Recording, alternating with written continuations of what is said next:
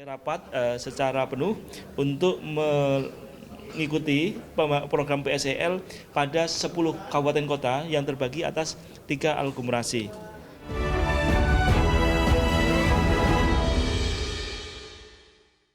Ya, pemerintah telah menyetujui 10 kabupaten kota untuk masuk ke dalam program pengolahan sampah menjadi energi listrik. Pemerintah memastikan 10 kabupaten kota tersebut akan terbagi dalam 3 aglomerasi. Pemerintah telah menyetujui 10 kabupaten kota untuk masuk ke dalam program pengolahan sampah menjadi energi listrik atau Waste to Energy bergabung dengan 17 kabupaten kota yang sudah ditetapkan sebelumnya. Menurut Menteri Lingkungan Hidup Hanif Faisal Nurofik, 10 kabupaten kota tersebut akan terbagi dalam 3 aglomerasi, yaitu Lampung Raya yang meliputi Kota Bandar Lampung, Kabupaten Lampung Selatan, dan Kabupaten Lampung Timur. Surabaya Raya 2 meliputi Kota Surabaya, Kabupaten Gresik, Kabupaten Sidoarjo, dan Kabupaten Lamongan. Dan aglomerasi ketiga yakni Serang Raya meliputi Kota Serang, Kota Cilegon, dan Kabupaten Serang. Disepakati oleh rapat secara penuh untuk mengikuti program PSEL pada 10 kabupaten kota yang terbagi atas 3 aglomerasi. Kemudian dari tahap 2 ini yang belum disetujui dan belum bisa masuk ke PSEL yaitu Malang Raya. Jadi Malang Raya ini meliputi Kota Malang, Kota Batu, dan Kabupaten Malang belum bisa masuk PSEL karena beberapa hal teknis maupun non-teknis. Hanif memastikan lelang proyek sampah jadi listrik akan segera diproses dan antara. Jakarta, Tim Liputan IDX Channel. Ya, pemirsa, Wakil Menteri SDM Yulio Tanjung memastikan pemerintah akan memberikan 2 insentif bagi perusahaan yang terlibat dalam proyek pengolahan sampah menjadi energi listrik atau waste to energy. Ya, insentif pertama yang diberikan yakni pengurangan pajak penghasilan atau PPH, mengingat proyek sampah jadi listrik masuk kategori energi baru terbarukan. Sementara insentif kedua pembebasan bea masuk impor, insentif ini berlaku jika perusahaan tersebut mengimpor alat produksi atau teknologi untuk proyek sampah jadi listrik. Insentif akan diberikan ketika proyek tersebut akan berjalan. Yuliot menegaskan aspek perizinan untuk perusahaan sudah dibahas bersama Kementerian Investasi dan Hilirisasi termasuk rencana pemberian insentif.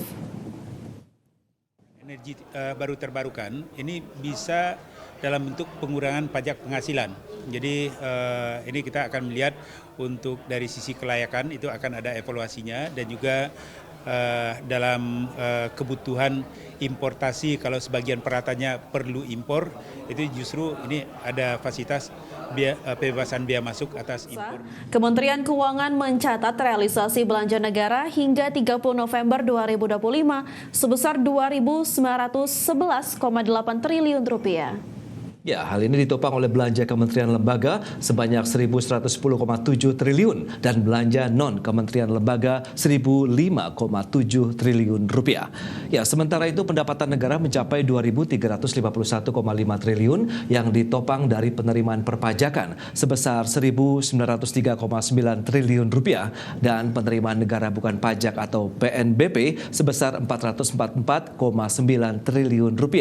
Hingga akhir November 2025, defisit APBN tercatat Rp560,3 triliun atau 2,35% dari PDB.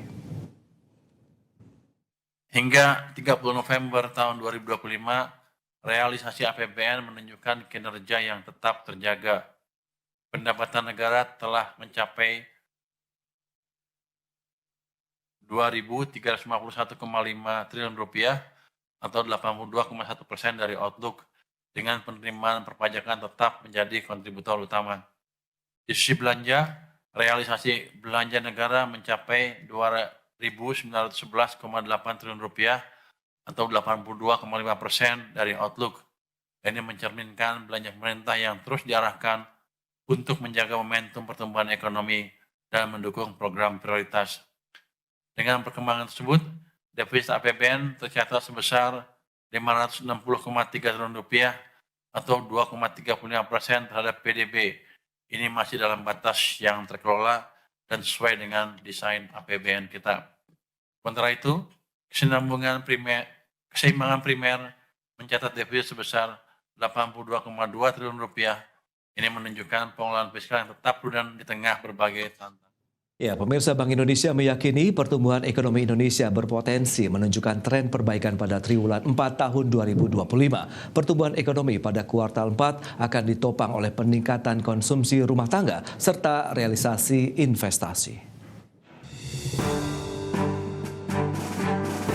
Bank Indonesia meyakini pertumbuhan ekonomi Indonesia berpotensi menunjukkan tren perbaikan pada triwulan 4 2025, didorong oleh peningkatan konsumsi rumah tangga serta realisasi investasi.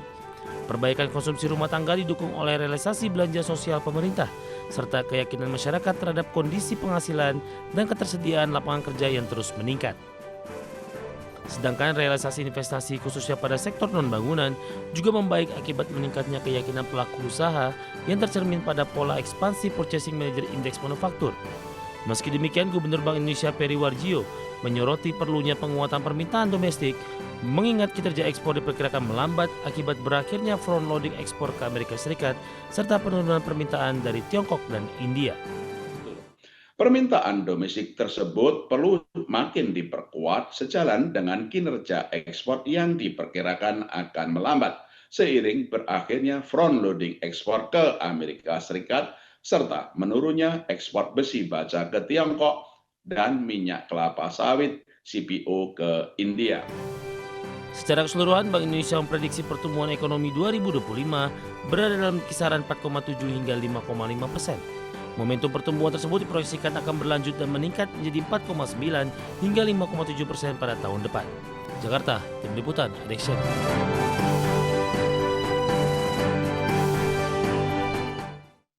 Pemirsa, pemerintah Indonesia sukses mengakuisisi lahan sekitar 5 hektar di kawasan Tahir City, Mekah, Arab Saudi.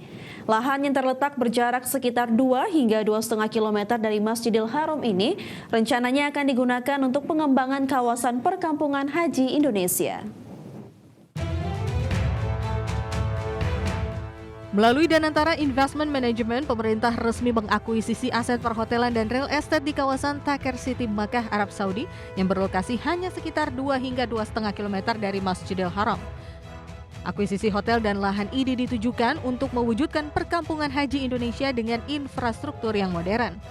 Dalam proses bidding yang telah memasuki tahap akhir tersebut, sekitar 90 bidang lahan yang ditawarkan, Indonesia berhasil masuk dalam 2 besar kandidat. Menteri Investasi dan Hilirisasi sekaligus CEO Danantara, Rosan Ruslani, yang bertugas melakukan negosiasi tersebut mengungkapkan perjanjian dengan Tahir Development Company adalah langkah awal dalam memasuki sektor hospitality di Mekah. Berdasarkan perjanjian tersebut, aset yang diakuisisi mencakup Novotel Mekah Tahir City, hotel yang telah beroperasi dengan 1.461 kamar. Selain itu, Danantara juga mengamankan 14 bidang tanah seluas total sekitar 4,4 hektar yang dialokasikan untuk pengembangan di masa depan. Bidang-bidang tanah tersebut memiliki potensi kapasitas hingga sekitar 5.000 kamar hotel yang akan dikembangkan dalam master plan terpadu. Master plan ini akan mencakup fasilitas perhotelan, retail, dan sarana pendukung lainnya. Berdasarkan data Kementerian Agama, jumlah jemaah umroh Indonesia tercatat mencapai lebih dari 2 juta orang setiap tahun. Sementara jemaah haji konsisten di atas 200.000.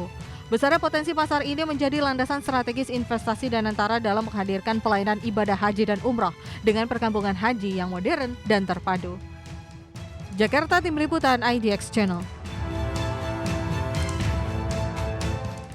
Ya, sementara itu Indonesia berhasil melakukan akuisisi lahan dengan menandatangani perjanjian jual beli bersyarat untuk hotel di kawasan Tahir serta lahan seluas 5 hektar yang akan dikembangkan menjadi perkampungan haji Indonesia. Letak lahan yang diakuisisi tersebut hanya berjarak 2,5 km dari Masjidil Haram.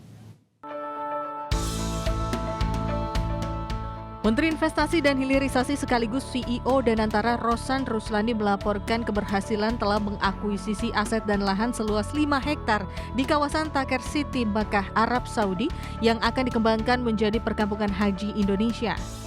Akuisisi lahan yang dituangkan dalam perjanjian jual beli bersyarat tersebut hanya berjarak 2,5 km dari Masjidil Haram.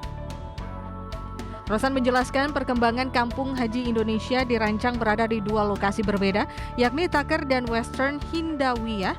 untuk mendukung pengaturan arus lalu lintas dan logistik jemaah secara lebih efektif sekaligus menghadirkan fasilitas yang nyaman, aman dan mudah dijangkau bagi lebih dari 2 juta jemaah haji dan umroh Indonesia setiap tahun. Rosan menyebut bahwa proses bidding tersebut telah memasuki tahap akhir. Dari sekitar 90 bidang lahan yang ditawarkan, Indonesia berhasil masuk dalam 2 besar kandidat.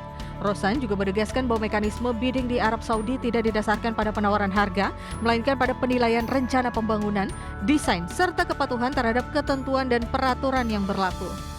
Kita sudah memulai langkah awal, ya, dengan kita alhamdulillah sudah melakukan conditional sales and purchase agreement, pembelian bersyarat, karena kan baru mulai Januari. Nanti kita sudah membeli 1 hotel di sana, di daerah Taher, itu hotel dengan kapasitas kamar 1.461 kamar. 1.461 kamar dan di 3 tower, dan kita juga membeli tanah di depannya seluas total 5 hektar untuk membangun kurang lebih 13 tower dan 1 mall untuk para jemaah haji dan umroh kita. Jaraknya hanya 2,5 km dari Masjidil Haram. Dan saat sekarang sedang dibangun jembatan yang nanti akan menghubungkan dengan Masjidil Haram, dan jembatan itu 2026 akan selesai. Rosan menambahkan apabila Indonesia berhasil memperoleh lahan, pemerintah optimis pelayanan kepada jemaah haji Indonesia dapat dilakukan secara lebih optimal. Di sisi lain, pemerintah Arab Saudi kini menilai Indonesia sebagai mitra yang serius dan berkomitmen penuh untuk berperan aktif dalam pembangunan, khususnya di Mekah dan ke depan di Madinah. Jakarta, Tim Liputan IDX Channel.